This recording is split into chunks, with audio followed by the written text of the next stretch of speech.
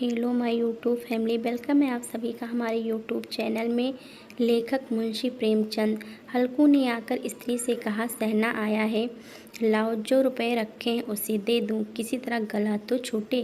मुन्नी झाड़ू लगा रही थी, पीछे फिर कर बोली, 3 ही तो रुपए हैं, दे दोगे तो कम्बल कहाँ से आवेगा।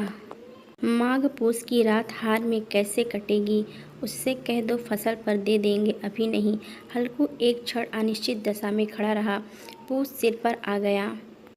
कंबल के बिना हार में रात को वह किसी तरह नहीं जा सकता, मगर सहना मानेगा नहीं। घुड़कियाँ जमावेगा, गालियाँ देगा, बला से जाड़ों में मरेंगे, बला तो सिर से टल जाएगी। यह सोचता वह अपना भारी भरकम डील लिए हुए जो उसके नाम को झूठ सिद्ध करता था, स्त्री के समीप आ गया और खुशामद करके बोला, ला दे दे, गला तो छूटे, कम्बल के लिए कोई दूसरा उपाय सोचूंगा। मुन्नी उसके पास से दूर हट गई और आंखें तरेरते हुए बोली, कर चुके। दूसरा उपाय जरा सुनूं तो कौन सा उपाय करोगे, कोई खैरात देगा कम्बल? ना जाने कितनी बाकी है जो किसी तरह चुकने ही नहीं आती। मैं कहती हूँ तुम क्यों नहीं खेती छोड़ देते, मर मर काम करो, उपज हो तो बाकी दे दो। चलो छुट्टी हुई, बाकी चुकाने के लिए ही तो हमारा जन्म हुआ है। पेट के लिए मजूरी करो, ऐसी खेती से बाज आए, मैं रुपए ना दूंगी, ना दूंगी। हल्कू उदास होकर बोला, तो क्या गाली खाऊं? मुन्नी ने तड़फ कर कहा, गाली क्यों देगा, क्या उसका राज है? मगर यह कहने के साथ ही उसकी तनी हुई भवें ढीली पड़ गई। हल्कू के उस वाक्य में जो कठोर सत्य था, वह मानो एक भीषण जंतु की भांति उसे घूर रहा था। उसने जाकर आले पर से रुपए निकाले और लाकर हल्कू के हाथ पर रख दिए। फिर बोली, तुम छोड़ दो अब की से खेती, मजूरी में सुख से एक रोटी तो खाने को मिलेगी, किसी की धौंस तो ना रहेगी। अच्छी खेती है, मजूरी करके लाओ, वह भी उसी में झोंक दो, उस पर धौंस। हल्कू ने रुपए लिए और इस तरह बाहर चला मानो अपना हृदय निकाल कर देने जा रहा। उसने मजूरी से एक एक पैसा काट कपट कर 3 रुपए कम्बल के लिए जमा किए थे। वह आज निकले जा रहे थे। एक एक पग के साथ उसका मस्तक अपनी दीनता के भार से दबा जा रहा था। पूस की अंधेरी रात, आकाश पर तारे भी ठिठुरते हुए मालूम होते थे। हल्कू अपने खेत के किनारे ऊख के पत्तों की एक छतरी के नीचे बांस के खटोले पर अपनी पुरानी गाढ़ी की चादर ओढ़े पड़ा कांप रहा था। खाट के नीचे उसका संगी कुत्ता जबरा पेट में मुंह डाले सर्दी से कूं कूं कर रहा था। 2 में से एक को भी नींद न आती थी। हल्कू ने घुटनियों को गर्दन में चिपकाते हुए कहा, क्यों जबरा, जाड़ा लगता है?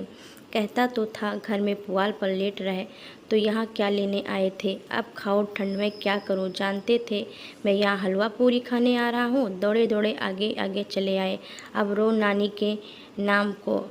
जबरा ने पड़े पड़े दुम हिलाई और अपनी कूं कूं को दीर्घ बनाता हुआ बात जम्हाई लेकर चुप हो गया। उसकी श्वान बुद्धि ने शायद ताड़ लिया, स्वामी को मेरी कूं कूं से नींद नहीं आ रही। हल्कू ने हाथ निकाल कर जबरा की ठंडी पीठ सहलाते हुए कहा, कल से मत आना मेरे साथ, नहीं तो ठंडे हो जाओगे। यह रान पछुआ न जाने कहाँ से बर्फ़ लिए आ रही है। उठो, फिर एक चिलम भरूं, किसी तरह रात तो कटे। 8 चिलम तो पी चुका। यह खेती का मज़ा है, और एक एक भगवान ऐसे पड़े हैं जिनके पास जाड़ा जाए तो गर्मी से घबरा कर भागें। मोटे मोटे गद्दे, लिहाफ, कम्बल, मजाल है जाड़े का गुजर हो। तकदीर की खूबी मजूरी, हम करें मजा दूसरे लूटे। हल्कू उठा, गड्ढे में से जरा सी आग निकाल कर चिलम भरी। जबरा भी उठ बैठा। हल्कू ने चिलम पीते हुए कहा, पिएगा चिलम? जाड़ा तो क्या जाता है, जरा मन बदल जाता है। जबरा ने उसके मुंह की ओर प्रेम से छलकती हुई आंखों से देखा। हल्कू, आज और जाड़ा खा ले, कल से मैं यहाँ पुआल बिछा दूंगा, उसी में घुस कर बैठना, तब जाड़ा ना लगेगा। जबरा ने अपने पंजे उसकी घुटनियों पर रख दिया और उसके मुंह के पास अपना मुंह ले गया। हल्कू को उसकी गर्म सांस लगी। चिलम पीकर हल्कू फिर लेटा और निश्चय करके लेटा कि चाहे कुछ सो जाऊंगा, पर एक ही क्षण में उसके हृदय में कंपन होने लगा। कभी इस करवट लेटता, कभी उस करवट पर। जाड़ा किसी पिशाच की भांति उसकी छाती को दबाए हुए था। जब किसी तरह न रहा गया तो उसने जबरा को धीरे से उठाया और उसके सिर को थपथपाकर उसे अपनी गोद में सुला लिया। कुत्ते की देह से जाने कैसी दुर्गंध आ रही थी, पर वह उसे अपनी गोद में चिपटाए हुए ऐसे सुख का अनुभव कर रहा था जो इधर महीनों से उसे ना मिला था। जबरा शायद यह समझ रहा था कि स्वर्ग यही है और हल्कू की पवित्र आत्मा में तो उस कुत्ते के प्रति घृणा की गंध तक न थी। अपने किसी अभिन्न मित्र या भाई को भी वह इतनी ही तत्परता से गले लगाता, वह अपनी दीनता से आहत न था जिसने आज उसे इस दशा को पहुंचा दिया। नहीं, इस अनोखी मैत्री ने जैसे उसकी आत्मा से सब द्वार खोल दिए थे और उनका एक एक अणु प्रकाश से चमक रहा था। सहसा जबरा ने किसी जानवर की आहट पाई। इस विशेष आत्मीयता ने उसमें एक नई स्फूर्ति पैदा कर दी थी जो हवा के ठंडे झोंकों को तुच्छ समझती थी। वह झपट कर उठा और छपटी से बाहर आकर भूखने हल्कू ने उसे कई बार चुमकार कर बुलाया पर वह उसके पास न आया। हार में चारों तरफ दौड़ दौड़ कर भूखता रहा। एक क्षण के लिए आ भी जाता तो तुरंत ही फिर दौड़ता। कर्तव्य उसके हृदय में अरमान की भांति ही उछल रहा था। 1 घंटा और गुजर गया। रात ने शीत को हवा से धधकाना शुरू किया। हल्कू उठ बैठा और दोनों घुटनों को छाती से मिलाकर सिर को उसमें छिपा लिया। फिर भी ठंड कम ना हुई। ऐसा जान पड़ता था सारा रक्त जम गया है, धमनियों में रक्त की जगह हिम बह रहा है। उसने झुककर आकाश की ओर देखा। अभी कितनी रात बाकी है। सप्तऋषि अभी आकाश में आधे भी नहीं चढ़े। ऊपर आ जाएंगे तब कहीं सवेरा होगा। अभी पहर से ऊपर रात है। हल्कू के खेत से कोई एक गोली के टप्पे पर आमों का एक बाग था। पतझड़ शुरू हो गई थी। बाग में पत्तियों को ढेर लगा हुआ था। हल्कू ने सोचा चलकर पत्तियां बटोरूं और उन्हें जलाकर खूब तापूं। रात को कोई मुझे पत्तियां बटोरते देख तो समझे कोई भूत है, कौन जाने कोई जानवर ही छिपा बैठा हो। मगर अब तो बैठे नहीं रहा जाता। उसने पास के अरहर के खेत में जाकर कई पौधे उखाड़ लिए और उनका एक झाड़ू बनाकर हाथ में सुलगता हुआ उपला लिए बगीचे की तरफ चला। जबरा ने उसे आते देखा तो पास आया और दुम हिलाने लगा। हल्कू ने कहा, अब तो नहीं रहा जाता जबरू, चलो बगीचे में पत्तियां बटोर कर तापे, ठाठे हो जाएंगे तो फिर आकर सोएंगे। अभी तो बहुत रात है। जबरा ने कूं कूं करके सहमति प्रकट की और आगे आगे बगीचे की ओर चला। बगीचे में खूब अंधेरा छाया हुआ था और अंधकार में निर्दय पवन पत्तियों को कुचलता हुआ चला जाता था। वृक्षों से ओस की बूंदें टप नीचे टपक रही थीं। एकाएक झोंका मेहंदी के फूलों की खुशबू लिए हुए आया। हल्कू ने कहा, कैसी अच्छी महक आई जबरू, तुम्हारी नाक में भी दुख सुगंध आ रही है। जबरू को कहीं जमीन पर एक हड्डी पड़ी मिल गई थी, उसे निचोड़ रहा था। हल्कू ने आग जमीन पर रख दी और पत्तियां बटोरने लगा। जरा देर में पत्तियों का ढेर लग गया। हाथ ठिठुरे जाते थे, नंगे पांव गले चले जाते थे।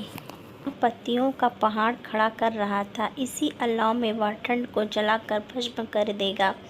थोड़ी देर में अलाव जल उठा। उसकी लो ऊपर वाले वृक्ष की पत्तियों को छू छू कर भागने लगी। उस अस्थिर प्रकाश में बगीचे के विशाल वृक्ष ऐसे मालूम होते थे मानो उस अथाह अंधकार को अपने सिरों पर संभाले हुए हों। अंधकार के उस अनंत सागर में यह प्रकाश एक नौका के समान हिलता मचलता हुआ जान पड़ता था। हल्कू अलाव के सामने बैठा आग ताप रहा था। एक क्षण में उसने दोहर उतारकर बगल में दबा ली, दोनों पांव फैला दिए मानो ठंड को ललकार रहा हो। तेरे जी में जो आए सोकर ठंड की असीम शक्ति पर विजय पाकर वह विजय गर्व को हृदय में छिपा ना सकता था। उसने जबरा से कहा, क्यों जब्बर, अब ठंड नहीं लग रही है? जब्बर ने कूं कूं करके मानो कहा, अब क्या ठंड लगती ही रहेगी? पहले से यह उपाय न सूझा? नहीं, इतनी ठंड क्यों खाते? जब्बर ने पूंछ हिलाई। अच्छा आओ इस अलाव को कूद कर पार करें, देखो कौन निकल जाता है। अगर जल गए बच्चा तो मैं दवा ना करूँगा। जब्बर ने उस अग्निराशि की ओर कातर नेत्रों से देखा।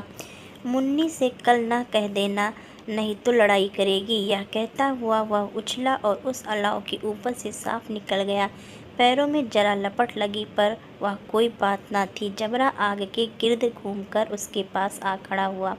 हल्कू ने कहा, चलो चलो, इसकी सही नहीं, ऊपर से कूद कर आओ। वह फिर कूदा और अलाव के इस पार आ गया। पत्तियां जल चुकी थीं। बगीचे में फिर अंधेरा छा गया था। राख के नीचे कुछ कुछ आग बाकी थी।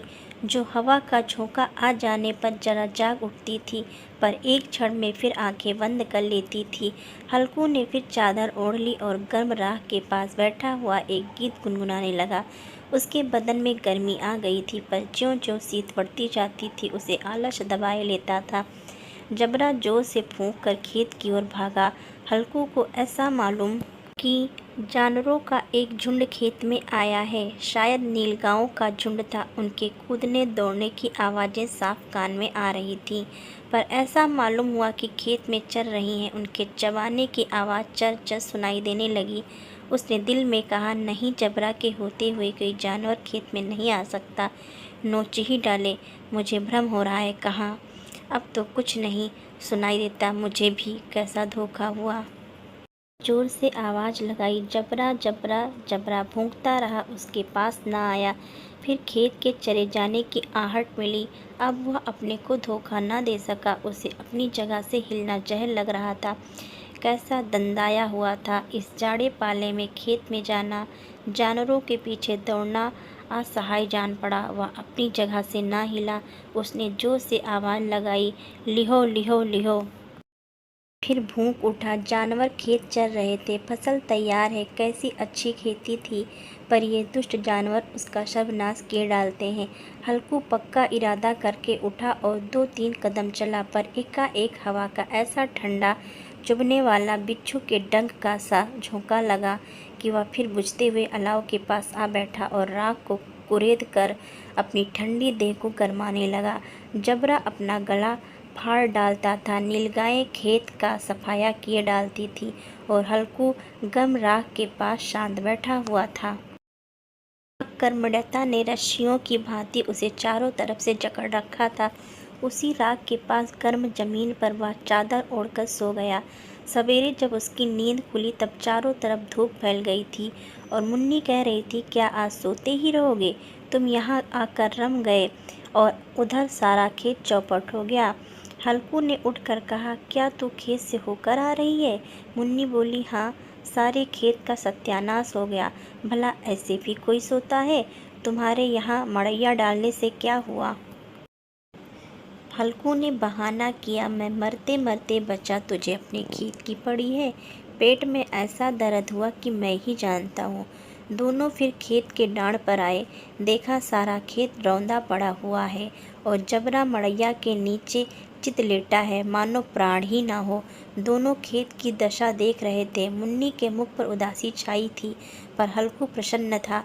मुन्नी ने चिंतित होकर कहा, अब मजूरी करके माल गुजारी भरनी पड़ेगी। हल्कू ने प्रसन्न मुख से कहा, रात को ठंड में यहाँ सोना तो न पड़ेगा। अगर कहानी पसंद आई होगी तो आप लोग लाइक, शेयर एंड सब्सक्राइब करना बिल्कुल भी मत भूलिएगा। जो भी न्यू हमारे चैनल पर आते हैं, अगर उनको वीडियो पसंद आती है तो बेल आइकन के साथ ज़रूर सब्सक्राइब करिएगा। और आपसे मिलते हैं एक और नई कहानी के साथ। तब तक के लिए bye bye. Thanks for watching.